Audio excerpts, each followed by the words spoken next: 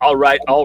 Party people in the place to be, vandals, and all you futuristic people out there just chilling. This is a brand new episode of How'd We Get Here? And this is kind of the first one of these we're doing. We've done launch parties before, but we're doing a wrap party this time for issue 12? 11. 11. 11. 11. Damn, yeah, like you're almost halfway through your second arc here, man. Damn. I know. It's mad, isn't it? Yeah. I always love your intros. Like when you do the video stuff. Super impressed. I love it. Thank you. Hey, Cookie. Oh. But yeah, man. This has been a good one, right? Like you funded in a couple of minutes because it was barely live, and when I went in to back it, it was already funded. So, and I think it was only like 5 minutes in. So, yeah, it was brilliant. And that first day was insane. It just went up and up, and then you hit the dreaded dreaded little bit. But actually, it's good because it's cool to see who's backing. So yeah. Hey man, what's up? But yeah, 11, dude.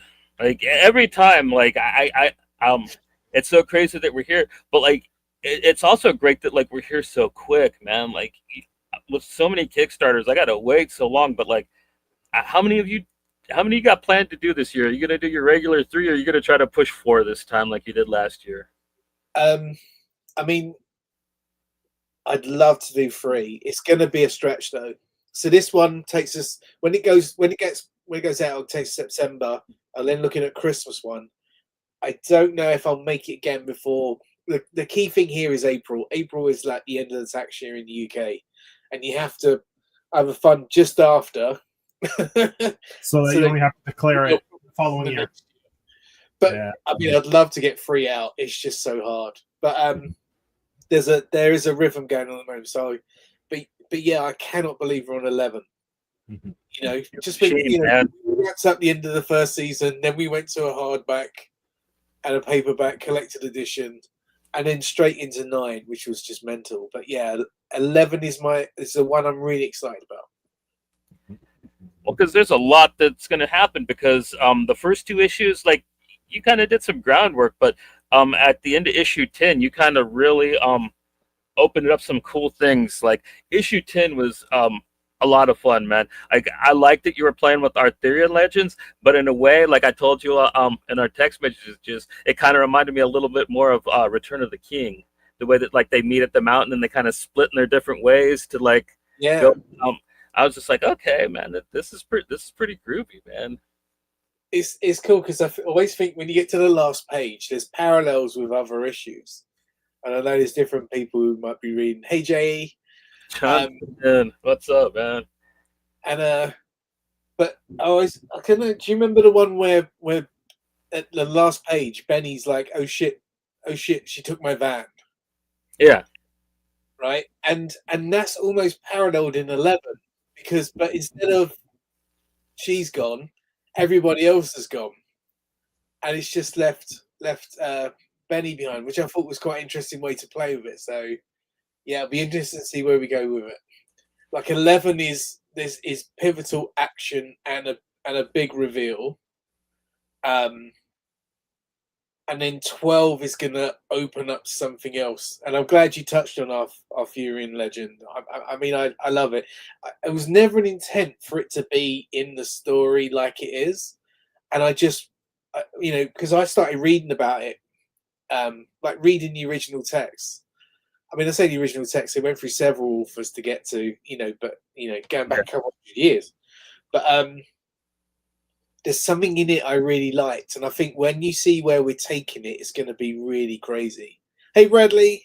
Hey, Brad. Yeah, because, I mean, like, you kind of wanted to make the ultimate British comic, and you can't really do that without having Excalibur. You know what I mean? Like, that is... That's like the St. George's cross, you know what I mean? You don't get more British than that. So Bradley and JE, they're from Britain as well. They're from different parts of Britain. and yeah, it'll be cool to see what because there's stuff that we know, like like when you read the first couple of issues and you've got the Prime Minister giving different addresses on the television each time. They'll know what we've been through with that, because that was a reality for us. But yeah, it's cool to see what bits make it in out of our culture and which bits are completely made up. So we have to see. Right on. So like working on this one, like what was your kind of like what are you planning on getting done with this one? So this one's going to take us to something I've had planned for quite a while now. It wasn't planned from the get-go, but it's to get us to a key decision with one of the characters. And I think because you both love two of the main characters, they're more like side characters, but you love Benny and Jet. And there's something I always wanted to explore with them. And so you're going to start to see what that is as we reveal in the next couple of issues. So I think it's going to be quite cool. So you got like Benny and Jet, you got Glam, you've got this. Who's it going to be with the Arthur with the Excalibur side of things? There's lots of different questions that I want to start to answer and start to see who's going where, including I think it was. I have to remember because it's so long ago since I created stuff, but 10 has the most confusing opening pages ever, right? There's lots going on. I think when you look at 10, I'm just going to see if I've got one to hand.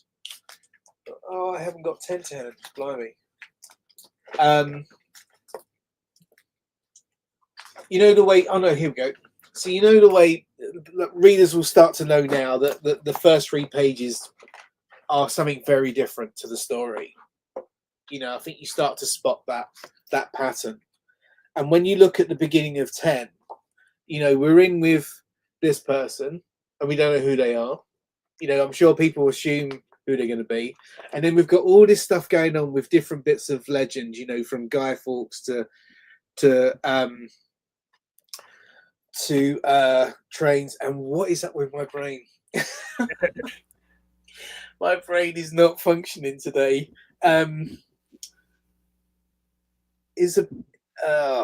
Islam Bombard, Brunei, right? So to do with trains and stuff like that, a key bit of British legend. So there's different aspects that are coming together in these pages, and who knows what's going on, right? Luckily I do, but who knows what this actually means? Because there's different bits, like we've got like the Black Knight down here. So there's all sorts of interesting things that are coming up in this that we're going to start to unpick in the next couple of issues. Right on. And like I was saying, like Lord of the Rings again, like with what you did with Benny and Jet, it was kind of like when Merry and Pippin, kind of. Yeah. It's like a similar type thing there, where like Benny has a choice to make, and Jet, she's just gonna machine gun on top of Glam's car. She's down for the cause. There's a great. You've got the panel in the video that's playing in the background in the background animation. I think it's one of my favorite panels. It'll come up in a sec, and that's the car with the gun chair. I've been excited to see what we do with this vehicle. Yeah, I mean there's a bit of it. There's a bit of it into this bit. So, but yeah, I mean I didn't. When you draw that parallel of Lord of the Rings, you're absolutely right. What you realise is there's 2 characters who are always bound together, and the only way for them to grow is to separate. And I'm trying to think, in other stories, you get that parallel, don't you? You have 2 best friends or 2 close friends or 2 family members, and because they've spent most of their time together, they don't grow as much as they should, and when they split, something happens, and then you see what that growth's going to be. And I think that's the interesting bit that's going to play out. Yeah, I'm really excited to see it because, like you pointed out, I'm a huge fan of those characters. Like I would like a spin-off about them, kind of a prequel, about them just bombing around England and blowing up six sites and stuff like that. That could be pretty fun. I mean, that's what's really. And I know we talked about it before. There's a chance for one of those characters to spin off into their own. I don't know if it's going to be a series or an issue. I think it might just be a special. I'm not sure yet, but that will be coming. I think after we finish season 2, and then it'll be interesting the parallels it draws. You know, does it refer back to things that have happened before? Is it just going forwards? And I think that will be quite interesting to see how that plays out. Because I don't know if the backstory part works outside of Glam for me, right? So if I go into another story with somebody else from the series, I don't know if it works in the same way or if I have to take a different approach to storytelling. So it'll be interesting to see what that does. I have no idea. And you're still on track for this one to be 8 issues as well, the second arc? Yeah. So I've outlined. It's funny once I finished 8. Once I finished the first 8, I wrote the outlines for the next 8. And they're always like one page, almost like a one page. They're not. I think they're slightly less. It just breaks down the beats, so I already know what's going to happen. But I already know, and this happened on season 1. I did the same thing, and then as I started to write the issues, I actually started changing things. So I think they said it on Lost really well. They know what the end part is, and as you get from here to here, you've got an impression of where it goes. But as it demists, as you see through the mist and you get to the final bit, you realise you've actually changed course a little bit. But as long as you know you were going to there, I think that's where it works. So yeah, I've got I know where it's going. I know the things I'm already changing when I get to 13 and 14. I already know what I need to change ahead as I flesh out the story. So it's quite interesting to see how you change it as you go. You got that general way of making it happen. But yeah, 8. So that when we do season 2, it will be another thick volume like this. You know, and it will sit alongside. And then I'll plan what that'll be. But I think it should be the same format. I love this format when I produce it. I know you're not supposed to love everything you do, but I really thought this was the best format when we did it. I quite enjoyed that. Yeah, it's nice. Yeah. Nice addition.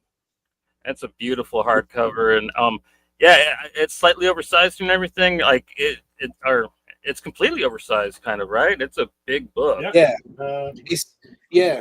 It's more like, so here you guys have US sizes. Ours is like A4. Exactly. It's that bit bigger. You know, when you look at the page itself, they're about 20% bigger.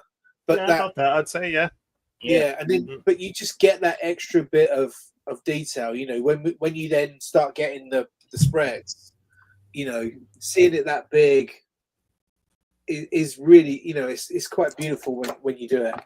So, you know, and I mean, I originally wanted to do this A3 size, which would be massive, but the cost for that was just insane, and I was like, I can't do that. But it was a really nice format, and it's like the one we've all read, Carly. That was a stunning. That's the A3. That's an A3, I think, right? So you would have wanted to go that much bigger. Is A3. Yeah. This is okay. Let's do the 3 sizes. You got regular, yours, and then the A3 that you were thinking of going, like that big one. So those are the So I can see how. Size me. Yeah. But you know what? I'm glad you didn't. You know why? It's easy to read. No, I can't fit this on any of my bookshelves anywhere. It's too tall. Like, yeah, I've got one shelf that I can put oversized books on. Yeah, you can collect some more European books, Joe. That's all I got. This is beyond the size of European. Like, and that Slane edition, I need to pick up because that's supposed to be really good. It's a reprint of the. Yeah, it's beautiful. Like the big pages, like you said. Yeah, that's huge. My bad. Like, that's about the size of my like Inky Bilal hardcovers or like my Guido pack like, shit. Back in the day when you needed, it was Bisley, wasn't it? Bisley, Bisley, which is just stunning. I need to get that edition. You know, and like this is the size of back in the day before Google Maps. You know, when you had an atlas, basically it's the same size as a fucking atlas. You know, like See, that's the same size as the Eagle reprints I've got from the 50s, like the book editions. They're stunning. You know, when they drew Eagle, they drew it on A3. But you know, because I've started to get these Bristol boards printed up, and then I'll paint. You know, you've seen when I did the 8-page special that's in the collected edition. I drew it on these. I actually drew it as the proper inks. But now, like, I'm now doing covers and pages, and this is the red cover, and this is the old painting. It's currently in a protective sleeve. This is what's been scanned for the red cover, and then I'll do a variant of that. So that's already been sold. Somebody bought that. But also, I've got this is the first page of issue 11. And it's not finished. This is like the first stage of it. You know, but it's giving you that sort of feel. It's interesting to see what people make of this page when they actually read the story. It'll be interesting to see what people pick up on, you know, before they then get to the next bit. But I was quite pleased with how it came out so far, and I think once I paint into it more, once I paint over, it's gonna be a really cool piece. And again, somebody's already bought that. That's like full on Targa right there. That page. Yeah, and I think the sword and the red. An oil page. I think I did it in issue 2, right at the end of issue 2 before, and somebody went for that. But I should really do more of them. I quite enjoy them. You know, and then they're a collectible piece that somebody can use. I think it's quite cool that way. Yeah, traditional, man. That's the way to go. All these people working digital. You know? Oh man! Since last we spoke, I actually checked out something that you mentioned to us. I think on the last episode, man. I watched the Terror Hawks. Jerry Anderson's got a YouTube channel. It's got like all of his shows on it. I didn't know it was one of them puppet shows, like Fireball XL or whatever. Yeah. I mean, Terror Hawks was when I was a kid, right? We had reruns of Stingray was always on as a like a third time rerun, and then they had International Rescue, Thunderbirds, right? But then he launched this new one, which new at the time, which is Terror Hawks, and we were like, "This is amazing!" And then when you watch it recently, you're like, "This is terrible. It's so not good." But the music was brilliant. You know, the effects, everything they did was really cool. And then they did like one of the characters was a singer. She was an undercover character. It was just copying Penelope from Thunderbirds. You know, copying her own thing, but she was an undercover singer, and then they got someone to release a single of it, which I thought was really cool. It was a nice way to break out of it. But they actually got a British pop singer to like kind of do a song on the show. I think she was a new talent, and they said, "Look, you're going to be Kate Kestrel. You're going to release this song for us," and I think everyone was starting to do that. I mean, anime had been doing that for a while. They've been doing, like with the Macross series, they've been doing pop music, which worked really well. And I think they thought there's an angle, and actually it was quite a good way to connect with a younger audience. But we were just in it for the action. We didn't give a crap. Dude, like Macross is one of my favorite stories ever, man. I just love the idea that like hot pop K-pop J-pop singers will end alien invasions. All giant aliens need to do is see cute Asian girls, and then they'll be cool with the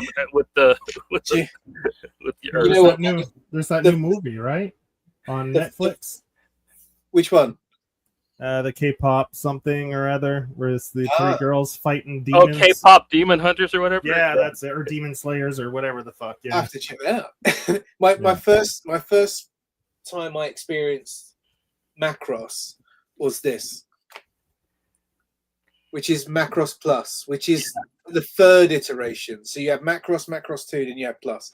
We didn't know what everyone else had it as Robotech in the US, right? And we didn't. All of a sudden we were getting stuff from like Akira came out. Manga was the distributor of anime here, and all of a sudden we had Macross Plus, and I was like, this is amazing. The music is phenomenal. You know, this was one of my favorite pickups. This has like different DVDs. There's art book in here.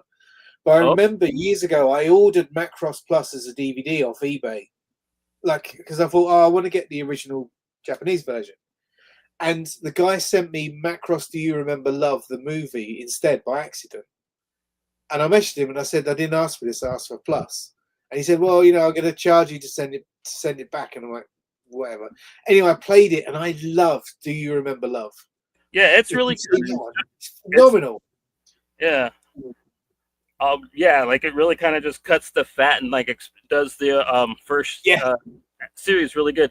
You're not missing much. Robotech was localized, so it wasn't like actually Macross. Like they changed. It was two series, wasn't it? It was two things smashed together. 3 of them. Yeah, they took Macross, Southern Cross, and Mospeada, and like they kind of crushed them all into one show. But like it took place in like 3 different eras, so like. It made no sense when you jump from Macross to Southern Cross. Like it's supposed to be like the kids of like the characters from the first season, and it's just like it was lame. I just kind of like always just watched the Macross part until like I actually got they released Macross over here finally. Like Sentai Films work I think finally released the whole thing because Ruby Spears or whoever the cartoon company like they had it so like they couldn't actually release Macross over here. Like Robotech was all you could kind of get, so yeah. Well, because for me it was the music. The music in Macross was just incredible.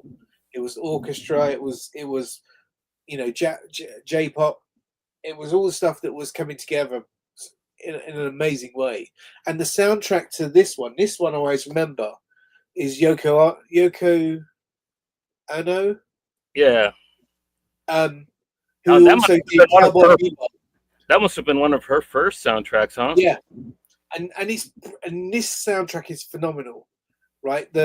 Some of the stuff in here is just amazing. When you bear in mind that the protagonist of the whole thing is a computer program. Yeah. Sorry, the not protagonist, the I always get it wrong. The villain. That's not the right word. Antagonist, that's it. It should have been easy for me to jump to there. My brain is not functioning. Well, it's late. It's what 11 o'clock your time or 11:30 now. So and it's been a mental day at work as well. I'm like, oh god, I'm doing this. But this is I picked this up at the last Comic-Con, and it's a stunning package. There's like art stuff in here. I want to get it out, but every time I get it out, I have to put stuff back carefully.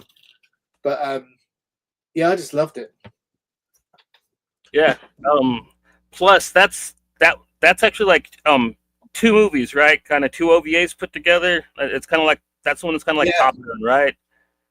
Yeah, in that one, you can in there. One of the discs is the OVA, so it's 4 episodes, I think it is, and in one of them is the movie they cut together into one long form. But apparently they reorder the story. Yeah. And I think I saw the OVA. I don't think I saw the movie version. So it'll be interesting when I get to sit down and watch him. Hell yeah.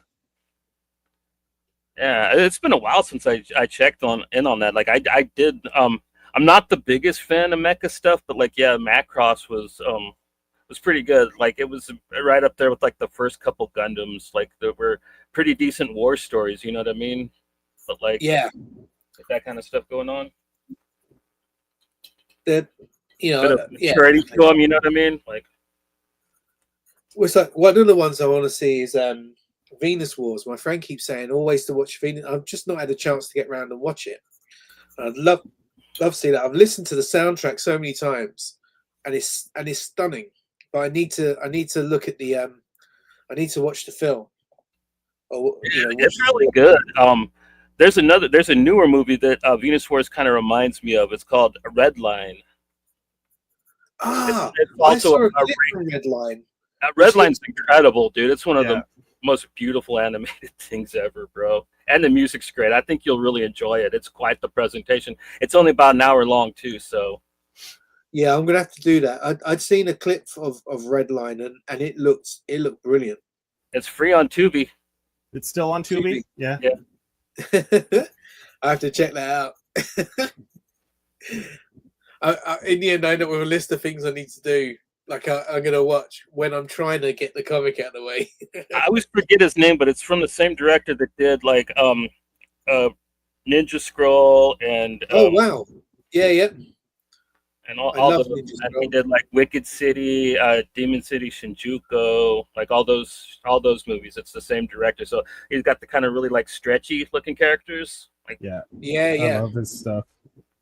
Let's see, the director Nakashi Koike, yeah, it's, the writers Katsuhito Ishii. yeah. He's actually like one of my favorite like live action directors. Like that's another reason why I really wanted to check it out because Katsuhiro Ishii wrote it. Yeah, The yeah. Ninja Scrolls is one of my favorites. Ninja Scrolls. I remember that was one of the first. Like it was a manga presentation over here. It was always the brand is who distributes it over here. It was manga, and Ninja Scroll was like, "Oh my god, what is going on? This is mental." It was good. You know, Yeah. and it's brilliant. And you're right. Is that sort of stretch sort of style? Like, did you guys ever see the Animatrix? Yeah, A long And they time had ago. I haven't watched it in a while. And they had all those different directors. Most of them were anime, but one of them, I think, was Philip K. Chung, who did. Peter Chung that did yeah he did two. Yeah, he did two in the Animatrix. He did the one about the runner, and then the Run, last. yeah, Yeah. which was phenomenal. You know, and that was Aeon Flux was Aeon his Flux, famous yeah. creation. You know, yeah, and I always remember there was different styles that did the different stories, and you could just feel their style that was different. The running one was insane. You know, as he was getting faster, he ran out of the Matrix was just mental. You know, Yeah, his he sense ran of and motion woke is up. incredible. I think that's why, like, I mean, like, Aeon Flux was just cool, undeniable, but like, yeah, it's his sense of motion. You know what I mean? That like really. Yeah. And you got a lot of that in your work, to tell you the truth. But then again, I think you kind of always had that. Said that was one of your you know, man, I can't think now either. One of your Influences? influences. Yeah, there we go. Damn it. Yeah. I mean, that's the thing. There's always been lots of there's been loads of, but I think because I've got this loose sort of style, there's an energy to it which I think is actually me just trying to get paint down. It's just trying to get the digital paint down, but it creates that motion and that sense of stuff. You know, a sense of what's happening. So I quite enjoy that. So I'm just sketching in the background. Yeah, man, I love your sketch work. Like I said, like I kind of hope that like at some point you kind of do like a Blam and Glam. It's just like your drawing, kind of just a black and white pen and ink. Pen and ink. Yeah, I'd love to do it. I did the bonus pages in the collected editions, but Yeah. then they're not I've not found the style yet. You know, for what I want to do in terms of it. You know, I think it didn't get to the feel I wanted it to have. You know, and I think that's the biggest challenge for me when I'm sketching is I've got Jim Lee in my head and I'm never going to do that. Yeah. You know, it's so I need to get to the point where I'm happy with what I do.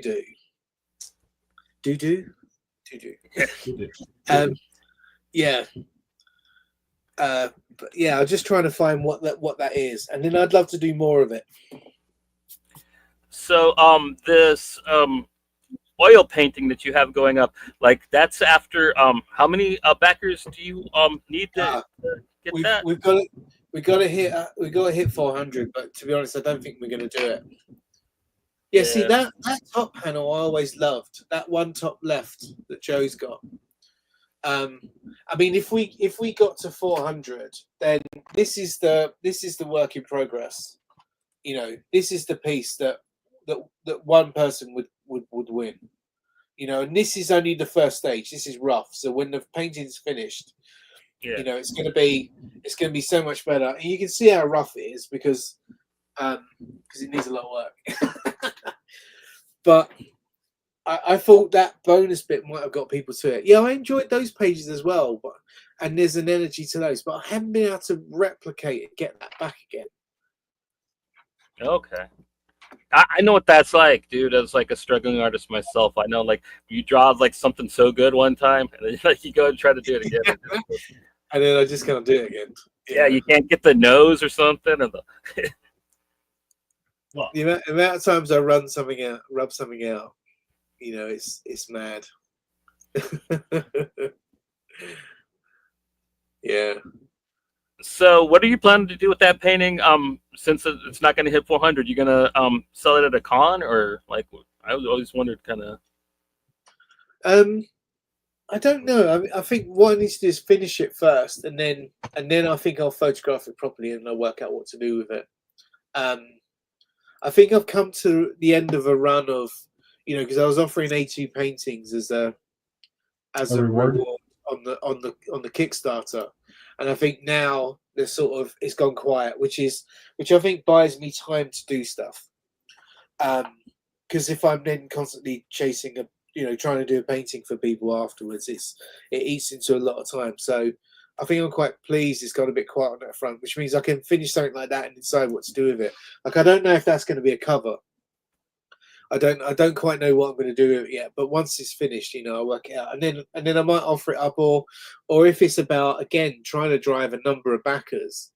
Because I was trying to say to the people in the previous Kickstarter, they don't even have to back a big reward.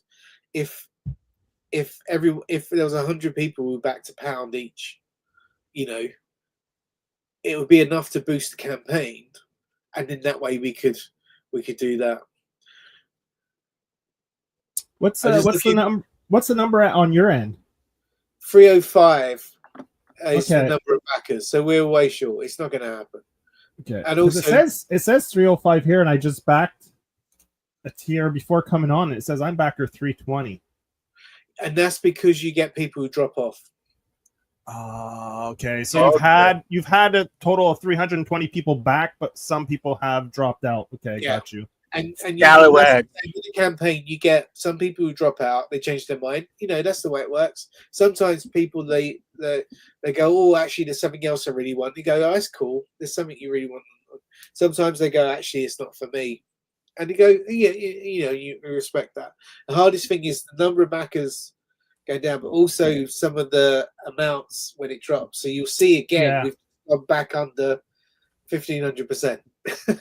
But it's unlocked, so I'm still going to keep the 1,500% stretch goal. People still do that, so it's not a problem. But yeah, you're pretty consistent since what issue? Let's say 7 or 6 or 7. You've been hitting around that sort of space, isn't it? Yeah. You've been consistently above 300 backers and always flirting at that like 20,000 mark. Yeah. It'd be like it's not at a point where I can sort of stop. We definitely need a calendar. If you took all the covers and reprinted them as a calendar, man, it'd be like kind of like a swimsuit issue calendar type thing. That's actually not a bad idea. Maybe a couple of your cute pieces like Rainy Day and stuff like that for April. That's a great. Or just do a not safe for work calendar with all the booby covers. That'd be cool. All the guys and the nerds that work in garages would have that instead of actually, I tell you, it would be great. I'd love to see. Because that's why whenever people buy art and they send a picture of it up on their wall and stuff like that, it's always amazing to me. I'm like the work is a gallery in someone's house.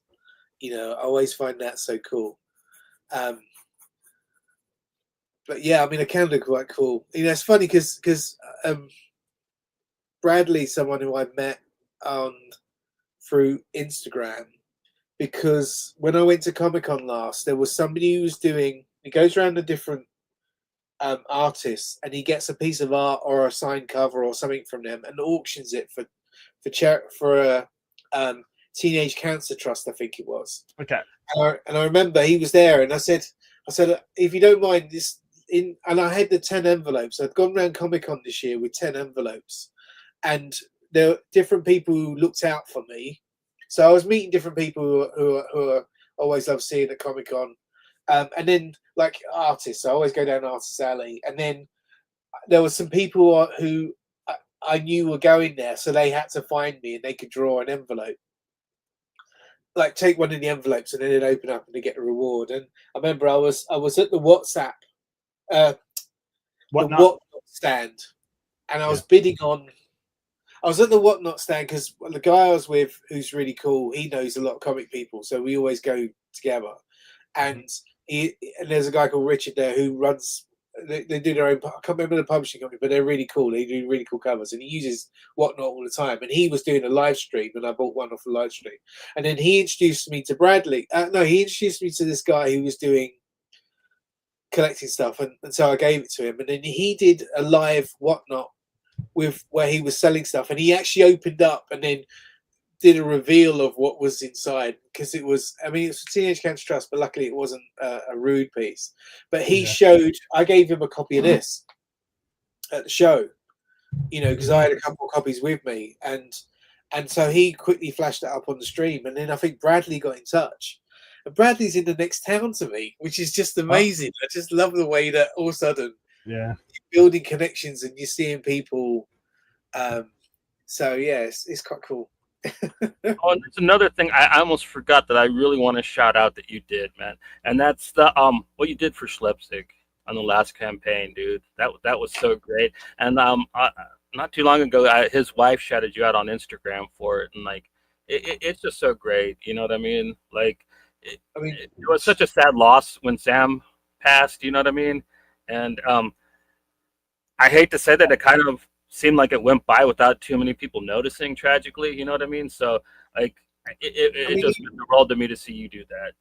I mean, Sam was, I only met him a couple of times. I think it was seeing him on your show and then meeting him on your show, and he was lovely. And I always remember I said to him, can you do an ink drawing?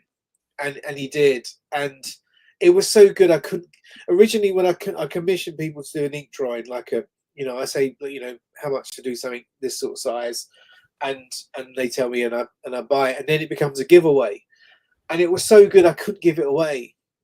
And he also gave me a rough of the version before, which was just stunning. And I said to his wife, could I offer this as a free print in the Kickstarter? I'd love to do a dedication to Sam, and she was really cool. She was like, "Yeah, of course." I sent her a couple of copies of the comic and the print as well, because his piece was amazing. Oh yeah, it's probably one of the coolest piece of Blam and Glam art ever. And and then we had to get him in the book, So she was kind enough to say we could do that, and anyone he spoke to, he had masses of time for, would tell you about how he made stuff, and I'm always blown away by the energy of his stuff. We talk about Luce, he could draw anything like that, and on paper, and it just happens, and I'd just be like amazed watching it, and it is such a sad loss, and on the print we put a link to his page to if anyone wants to donate, which should be good. But yeah, I just think it's a shame he's gone. And I remember he was getting over it, wasn't he? He was recovering. Yeah. And then there was a setback, and I was like, oh shit. Yeah, man. Yeah, I'm trying to see if I can find the piece here. I'm sure it's safely tucked away in one of the piles. Just trying to see if I've got it to hand. No, I think I'll put it back in an envelope to just make sure it's covered. It's protected. But yeah, it was a nice thing for people to have. I think as a stretch goal. In the piece in the last Kickstarter. Yeah, he had a great style, and like you said, just how quickly he did it too, and how loose it was, and yeah, he had a great style. It's just, it was, you know, I was just in awe. Yeah, I remember he was on an episode and he just drew like a fisheye view of like a city street, and then we had Adrian and Aaron Reese. Aaron Reese was on, and he was just drawing. We're all chatting, and he like puts it up on the screen. I remember Adrian's like, "Fuck me, I think I'm just gonna quit now." But some people yeah. have got that talent, and you just like, yeah. what am I doing? Yeah. It was I'm funny. pretending. They were both just like, "Fuck." I'm trying this one. I'm gonna and you know, that one's not working. Yeah. I like, damn, that one's not working. But yeah. I remember their reaction. It was just too funny. No, it's essential. But yeah, we going through. You know, And have you heard from Adrian recently? Yeah. We just had them on. They got their Kickstarter. It's gonna wrap up in 3 days, 4 days, like. 2 days. 40. They're in the last 48 hours now.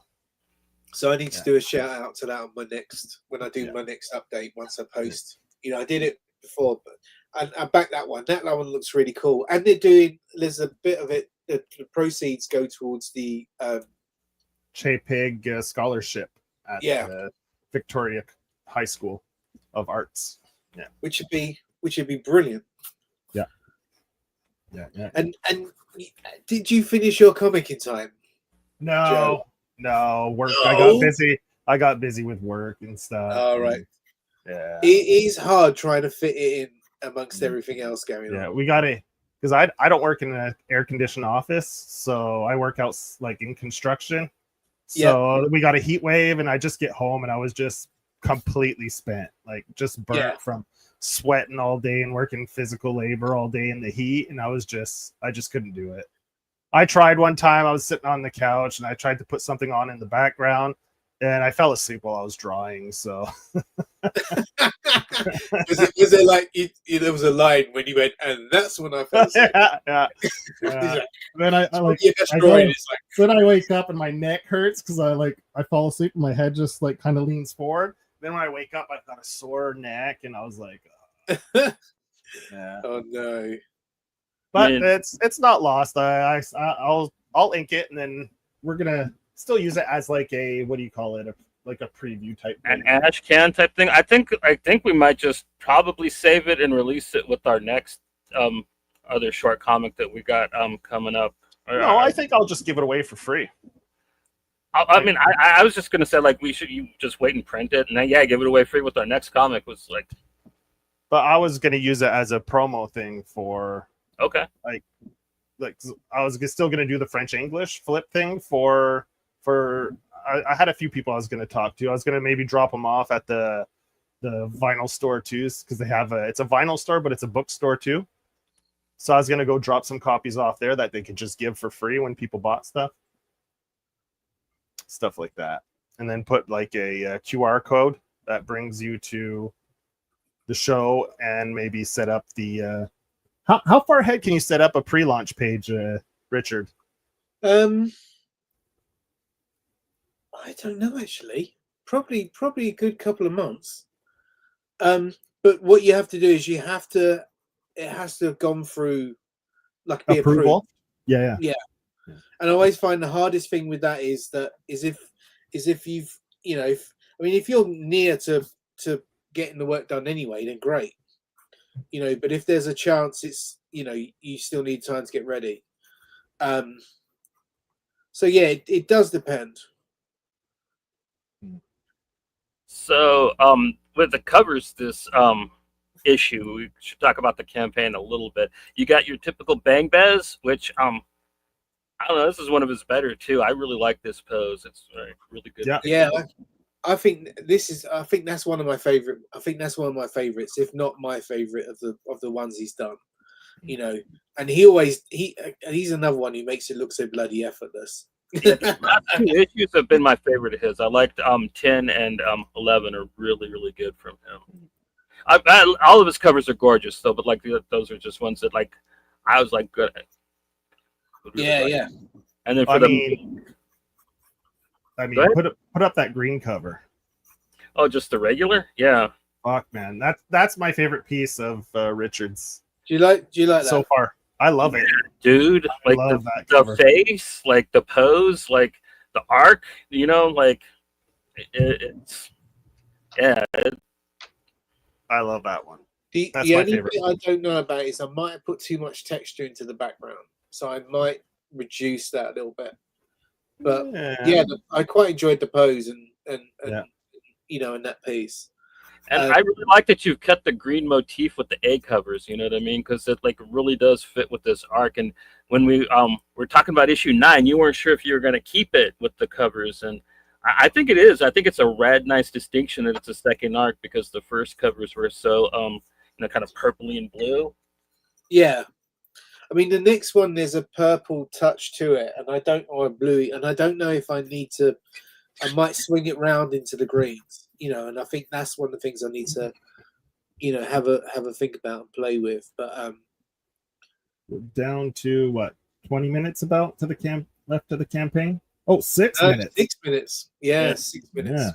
And then who'd you get on the pink this time? So this is Luana Vecchio. Oh, really? Who did Love Stick, Doll Parts, doll parts. Yeah. all for Image. And you know, and like with Susanna from Vilches, who's Suspiria Land on the one beforehand, yeah. It was the one before. Yeah. Issue 9. You know, I was like, yeah, issue 9. I was like, oh my god, you know, and Luana I'd been in touch with a couple of times, and in the end she went, yeah, I'd love to, and I was like, wow, brilliant, thank you, and she's, you know, she's fantastic. And yeah, so you know, if we look back at Pink, you know, we've had Robert Semelin on issue 10. Yeah. Oh yeah. Sorry, issue 8. On issue 9 was Suspiria Land, which was amazing. And actually, I've got the original art for that. I bought that off her. I said, I'm going to keep hold of that. Then we had Stepan Sajik, who does Sunstone. Sunstone, yeah. And the fairy one, what's Fine, that? Yeah, which is Fine Print, yeah. Yeah. Which is just phenomenal. You know, I love that. I can't, you know, I've backed that one. They did him and his wife did the Harleen too for DC Comics. Yeah. The Harley Quinn story that he did, yeah. And then just getting Luana, like Luana is, you know, phenomenal. You know, she writes, she draws, she colors, she does everything.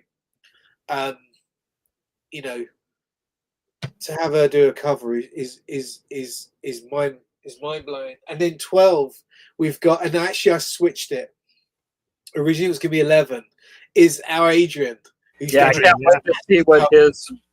wait to see what his BAM looks like. He's got a fantastic cover, and I realized when I went through the story, I'd lined him up for 11 and went, oh no, the story hasn't caught up with that bit yet. So I wasn't ready for that cover, because the covers always loosely connect to what's going on, right? Some covers more than others. You know, because like if you remember issue 3 cover is her upside down and she's in amongst stuff, and then at the end of issue 3 she's been shot by accident and you don't know if she's going to die, and then when you do issue 4 she's in a coffin at the beginning on the cover. And so sometimes there's a little play with the thing, and Adrian's is a really interesting you know, what it actually means. So we've got to see with that. We've got to see what that becomes. And then it depends on how well this funds. I need to see what my funds are left. I've been talking to someone else who's brilliant about doing 13. And he's up for it. I just need to see if I've got enough for it, because I don't mess around. I basically pay for everyone in advance, you know. So I've already bought Adrian's, Like he, I think I funded him on the last Kickstarter. I'm like, yep, pay Adrian's. The next one I wanted to pay out this one. I don't know if I can. I don't know if I'm going to have to wait for another one. So I have to see. It depends on how well I am managing the finances on this one. So you're gonna get a big shot, huh? Sounds like. Yeah, it's another big shot. And their work is absolutely phenomenal as well. We're really lucky, to get different people from different styles to do the pink one. Even Adrian, I was blown away. Adrian was up for it. Which is really cool. So yeah, I'm excited for all these to be. Has he drawn it yet? Like, yeah, he's coloured it and drawn it. It's been man. ready for the past Kickstarter. It should have been on this one, but I realised my timing was wrong and I needed it to be, after. So it's already ready. He's, I had to go out colouring and I couldn't. He was going to colour it anyway, and then I had to play, and stuff I did wasn't right. I needed it to be Adrian's colouring, and Adrian then did it. He did black and white and then coloured it his way, and it's beautiful. It's really cool. So yeah, I don't think you guys have seen it yet, have you? No. No. He didn't show us. Like, yeah, no. I just have my imagination to see what his glam looks like. And, it's definitely Adrian's style, which is what it needs, right? Pink gives us that whole, that craziness. And covers mean different things, right? The standard covers is the story. The red cover was when everything goes to shit in season 1 and the sky turns red. Pink is when we went through with some of the characters into another place, and you realise they're slightly referencing where we're going. So yeah, we've got to see how yellow plays out yet. We're down to 70 seconds now on the Kickstarter. I've just been drawing this in the background. I've been trying to channel my inner Sam, my inner Schlepsig. Yeah. Cool. So that's a piece, so I'm gonna ink that, and then we can do that as giveaway. But yeah, I think we're gonna end up under the 1,500 mark, but we're still gonna give people the reward for that. So that's not gonna disappear. What's the 1,500%? You mean? Yeah, 1,500%, because it's been up, down, up, down, up, down. Yeah. And I know the one that pushed it down. And to be fair to them, they back a phenomenal amount of Kickstarters. I followed them because I'm trying to reach out to them, because I've got about 4 copies of 4 of their issues they've bought to send to them, and they keep forgetting not to fill in their survey. What I saw, they'll back at least 10 Kickstarters a day, and I don't mean a pound. I think they're buying the full-blown comics, right? And they're phenomenal. So I can, and I've seen it drop from them. It's not a problem, because I think it's about they're backing all sorts of things. So I think it's cool. Jonathan again would look good on my wall. Hey man, this wheel's gonna be insane. Like, here, let me show it to you guys. I just got it finished, like with the 305. I'm not gonna spin it or anything. I'm just gonna show everybody what the wheel looks like this time. It's hilarious.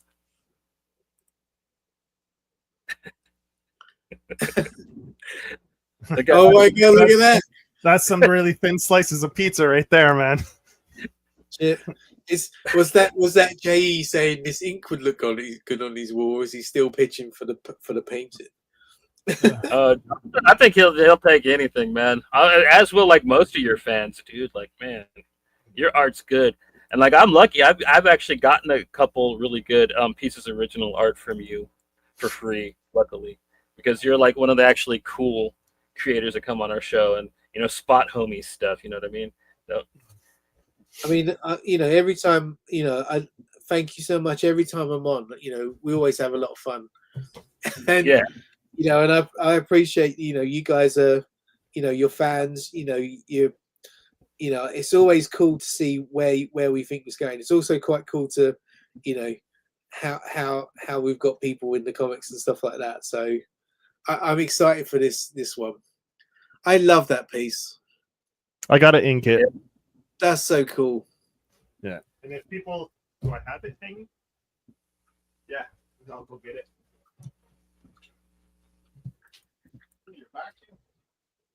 But yeah, that's Joe. He's going to be doing a print for issue 13 or 14, I think, right, Richard? Yeah, I mean, yeah, we'll do it as a inspired by the Zeke. I don't know how you pronounce his last name, but the Punisher cover there. Zek, I think it's just Zeck, right? Yeah. I love that cover. It's one of my favorite Punisher covers. Oh, that's iconic too. Yeah. Is it Warzone? No, this is the miniseries. Yeah, just this is the Punisher miniseries. I think before he got. I think this came out before the ongoing. This miniseries came out, and then he got an ongoing afterwards. Yeah, I think War Journal was his first ongoing series, and then Warzone, and then they just did the Punisher. Like, he had like 3 books. So once I get that, oh, and the Nano. So. Yeah. That's a really rad fucking drawing, Joe. I love that drawing. Well, it's fun to draw chicks, you know. But so, the campaign's over. Hips. It's fun to draw hips, man. Fun to draw hips. Well, I've inked this one. Well, I've inked a bit of this. I need to still go in and do it properly. But I've got this to, I've now got to go in and turn it into, like a proper costume now, which usually I get the brush out for. And I might need to do it afterwards. So I think I'll keep it like this for now, and then I'll work out. I'll get that finished up and we'll send it. Should we do a spin? Let's have a look. So at the moment, the Kickstarter. Oh, that's weird. Oh, You're doing late pledges, right? Yeah, I was going to say it looked like something had gone missing, but yeah, the late pledges are there. But yeah, 305 backers, which is really cool. Now some of the numbers. Now, this is the bit that's hard. I think I've got to look at the backer number. Oh, this is a little bit because of the like I was saying, because of the people that dropped out. So some people have a later number, but it only says 305. But yeah, that's what I was saying before. The only thing I can do is I can go by their backer number. Oh no, we can do it. I think I was one of the last backers, so 320 I think was the hot, because mine's at 320, unless it changes afterwards. But yeah, afterwards, it depends on if some people cancel and some people do stuff. So I'm just going to look at the backer report, because it lists people 1 to whatever, but it doesn't skip numbers, right? So somebody might be, for example, wow, Adrian was the last person to back. Was he? But Adrian's backer number is probably. I'm 320, so if he was the last, then it's I can see the numbers. The number is 324, and then some of the numbers are missing. Yeah, so when we call the numbers, it is accurate. What we do is we then look and see if it's a number that's dropped off. If they're a chump, right, we spin for somebody else. The last one was Adrian. That's good. Yeah, man. Like, his campaign actually went live the same day as yours, but like his ran a little longer. Yeah, that's an exciting day for Kickstarter, man. There was a bunch of good books on that day. Yeah, such a cool Kickstarter he did, and I'm excited to get that. Should we do a spin? The number is 324 though. 324. 324. So I got to get it. Okay, let me add all the way up because I only got it to 305. So Adrian's campaign got 40 hours left. Cool. So I'll do For a the post. SNFU post when I Tales. get Yeah. out on this. Doing all right.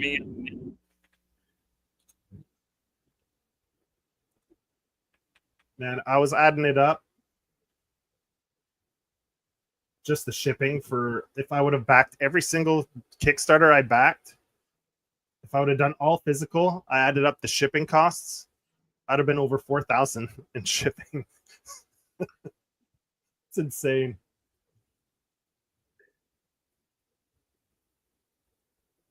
What was it? If I would have backed every single Kickstarter I backed, if let's say I would have done the physical for every single one, Yeah. I would have added up to 4,000 US and just in shipping. Bloody hell. Yeah, it's fucking It's crazy. mad because when I look at some of the ones, I go, oh, $20 for a comic, brilliant. And then I look at shipping, it goes $40. Yeah. And I'm like, Yeah. That's why I do a lot of digital now because, yeah. I used to back all physical before, like in the early days of the pandemic, before shipping rates went up like crazy. Because near the tail end of the pandemic, that's when the shipping rate started to escalate quite a bit, because the shipping was about the same price as a comic back when I was first on Kickstarter, and now the shipping's double the price of a comic. It's insane. Yeah, you think that $4,000 goes to Post Canada or US or whatever? It doesn't go to the creators. So I'm like, yeah. Like, if it went So to you the said creators, 324, right? Yeah, 324. 324. Yeah. Alrighty. That is one tiny slice of pizza. Alrighty, I'm hitting it. Ooh.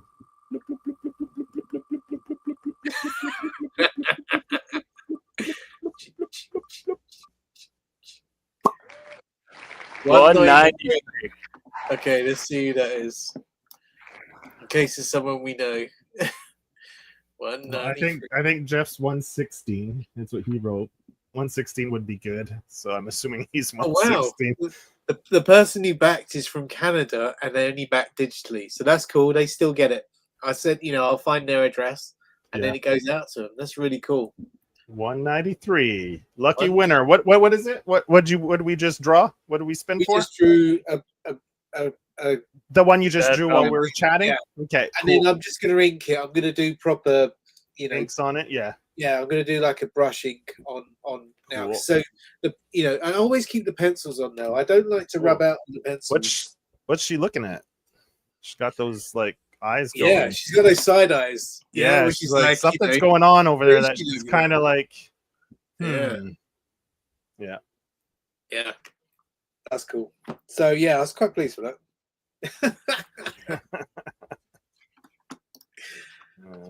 Yeah, she's kind of like, I don't know about this. Like, she looks like whatever it is, it's kind of. She's like, yeah, I don't know. Like, I'm on a show. I don't know what I'm doing. Yeah, so the painting has now survived for another day. So, that I'll finish up. And then we'll work out what to do with it afterwards. But yeah, I've got to finish that properly. That's like the first stage is, super rough.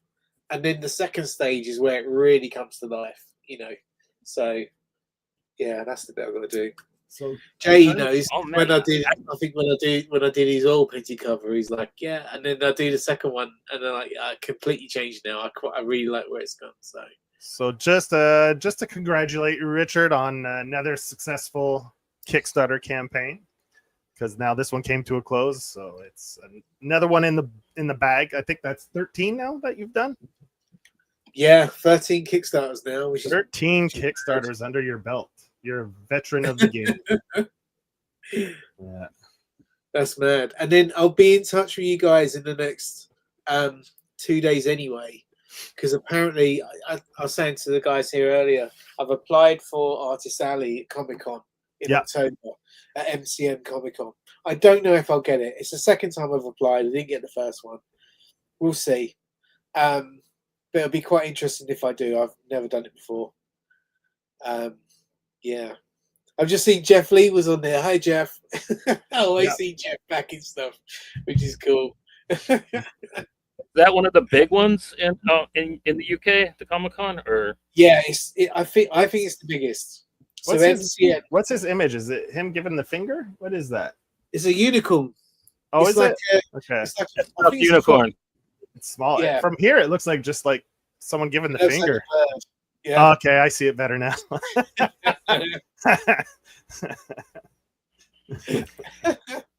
Do you guys do that Yes, thing like where somebody you got a finger with like a strong hand, like from Scary Movie 2. It has like the Bombast finger. Yeah. do you guys do the thing where you walk into work and it's that sign of respect with your co-workers where you're just like, It depends on who. It No, depends. not really. Depends how I do it. There's two different ways to do it. Either you can do it like in a joking way with someone you like, or do it in the like I don't like you way. most of the time what you do is there's certain people because you know in work and I go into the office and I'll just, as I'm walking past, look their way, they look my way, they might be chatting with someone and you just do that, it's just there. Yeah. And then they just do it back, but everyone else is like, why are you swearing at each other? Yeah. We're like, because we know. There's that panel. I love that panel, the car one. And then anyone who knows. Yep. There's a certain knowledge in that panel, right? Johnny's in that panel. Yeah. I don't know if he's as good of a driver in real life as he is in the comic, but I don't know. You haven't read issue 12 yet. Sorry, issue 11 yet. I'm getting ahead of myself. You haven't read issue 11 yet. It's a telephone pole.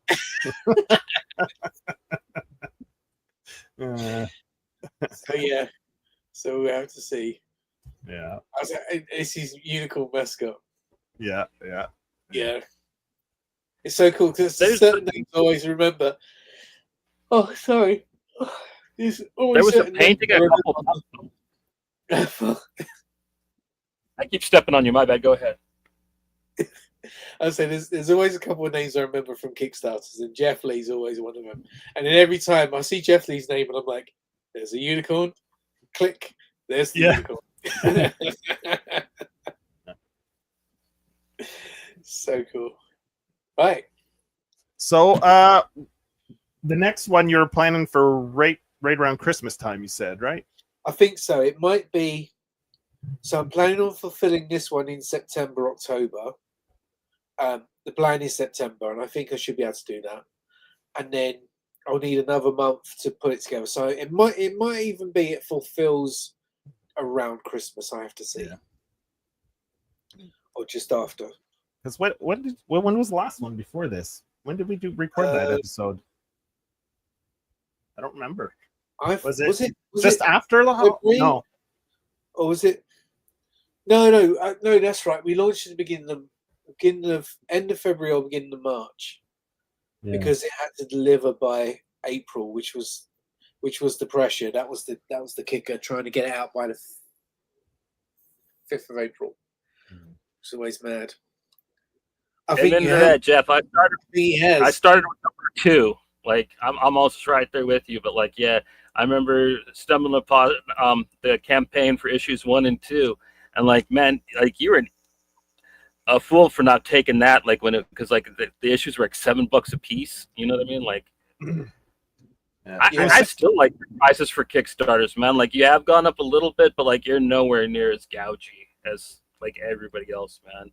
And especially with the quality of your book, because you do card stock and everything. Like some of the people that like will charge like twice as much as you do, like it'll just be coming like it's pretty flimsy. You know what I mean? Just regular.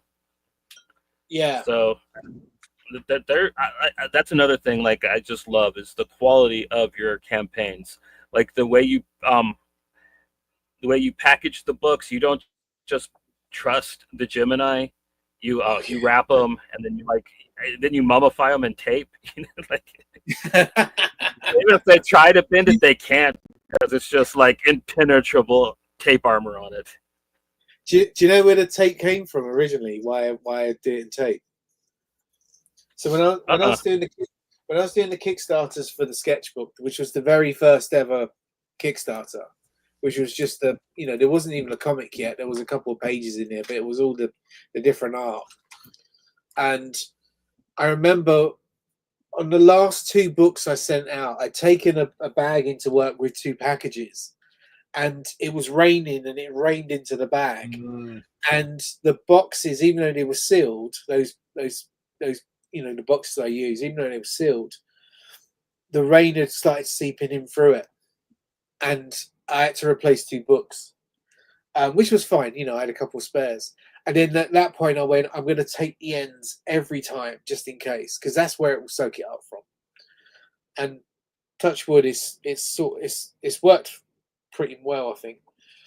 But yeah, you got to look after this stuff. If someone pays, and it's not like you're paying, as you say, it's not like you're paying a couple of quid for a comic that's from the store, where it's just making sure that thing really arrives properly. Oh, thanks, Jeff. Well, That's much. Jonathan, Jonathan, I'll catch them all. Sorry. That's cool. I just was like, yeah, it's the type of stuff that really makes me come back to a campaign. You know what I mean?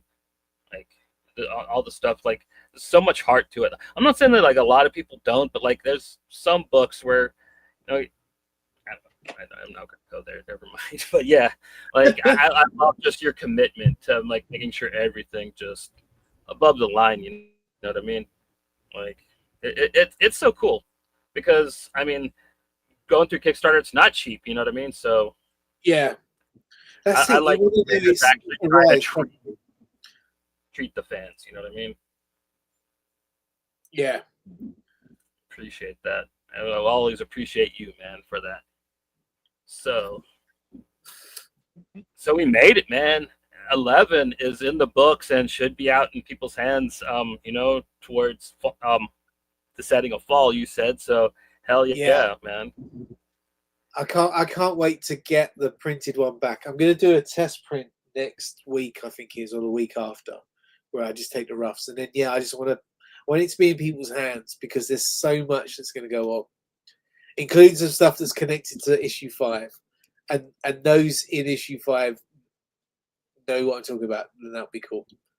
So yeah, so much going on. And then aside from like, is there any like other shows that you got coming up, man? Like, you gonna be doing any signings at shops or anything like that? No, I mean, I'm not there. I'm not there yet. We have to see. It'd be interesting to know if we any teasers for Pink 12. I think we have to ask Adrian. I'll see when we can tease that Pink 12. I think I've got to get 11 out first. So let's have a look. Let's see. We might be able to tease a bit of it. But yeah, if I get MCN in October, that'll be phenomenal. But yeah, I don't know if it will happen. So we'll have to see. And also, my full-time job is in the way. Yeah. The joys of having a day job. Yeah, which is good. There's really cool people I work with, and we work with some cool brands. I think I want to be doing this all the time. Once when I start doing the comic, I love doing it. So, yeah. Well, I think if you start doing conventions, you can sell a lot of original art at conventions too, which boosts up your income. So I think if you can get into that Comic-Con, I think you'll probably see, maybe it'll be fruitful. You start like, what's the other big one, Johnny? Bubble, Think Bubble, Thought Bubble? Thought Bubble. I'd love to do Thought Bubble. I've missed out on applying this year. Yeah, that's another big one that I know a lot of people go to. That's usually a really good turnout, and that's comics, right? There's no celebrities. There's that's purely comics. So that's what everyone said is there's more chance with Thought Bubble. It's all in on the comics, and I just got to remember to apply for it. I keep forgetting to apply as quickly as possible. I think if you can get in there, then you could see probably how much of an income you can get from those things too, and maybe it could round it out, and then maybe eventually like organizing cons with the books and the Kickstarters, then maybe you could quit your day job and just do it full time. So hopefully, I'm keeping my fingers crossed for you for Comic-Con coming up. You get in there, and then you'll get a feel for it. Yeah. There's fingers crossed. Yeah, fingers crossed. Brilliant. Thank you for having me on. It's always brilliant. We have such fun. I always end up with jaw-ache the next day because we laugh too hard. So. So another one in the bag. Congrats, man. You deserve it. Yeah, so issue 11 in the bag. I just gotta get it done now. Yeah, you got to get it done. Yeah, for sure. Well, we won't keep you too much longer because it's almost 12:30 there, midnight. Yeah, half past midnight.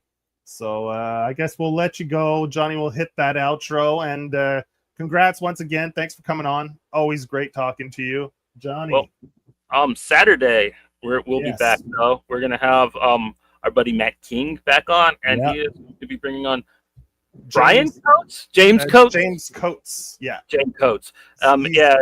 He's got a Kickstarter, Galaxy Gods 2, which is part of the Power Pulp lineup, which is Matt's going to be here to really kind of hype that up, aside from James's book, because he is kind of a envoy for this new kind of collective. So it should be pretty exciting. You got Kurt Burdick, who's part of it. Burdick, Colleen Habert, like a couple of people we've had on the show are involved in this. Some people I'd like to get on the show too. So yeah. And he has his Kickstarter launching tomorrow, so we'll have him on Saturday. So we'll be talking all about that. Yeah, it's a Kirby-esque type thing from the looks of it. Kind of. Him and his brother, old cosmic science hero stuff. So yeah, cool. John and James Coates they usually work together, a brother team. Yeah. And they got kind of reminds me of Shaky Kane, like the art. You know what I mean? Yeah. So Matt King will be there as well. Like you said, we're going to be talking about that Kickstarter, and we'll be digging into the Power Pulp and what it's all about, because that's just a brand new thing that just started a couple months ago, 3 months ago, I'd say. But they got a rad website up, and like even before the show, like I'm gonna say, like if you're listening, like check out the website. They got so many cool books already available there. Plus, they're signing new people daily. So if you keep up with their Instagram, they're always new member. So like pretty soon, like they're gonna probably have everybody like put books out with them, man. From the looks of it, so I think Wesley Griffith is like. I mean, like at least they're flirting with him. I see that they post his stuff a lot. So I think that they're trying to get him, and that could be cool. Maybe. Yeah. Well, it's like a co-op, right? It fit. You know what I mean? Like that's the same kind of like if you like, like that straight up throwback indie stuff. Like there's a good variety too. It reminds me a lot of Ad House. You know what I mean? I think Power Pulp is probably going to feel like that. That whole left by Ad House, but we'll get more into that on Saturday. Sorry, Richard, but it's kind of a thing that we're a little excited to talk about because it's kind of it's brilliant. But yeah, I need to watch it, so I need to watch the stream when you do it. I think Matt's a pretty big fan of yours as well, too. So Matt's brilliant. Megatrip, yeah, Matt King. I've got his books up on here. I love Matt King's works. Yeah, his books are up on Power Pulp as well.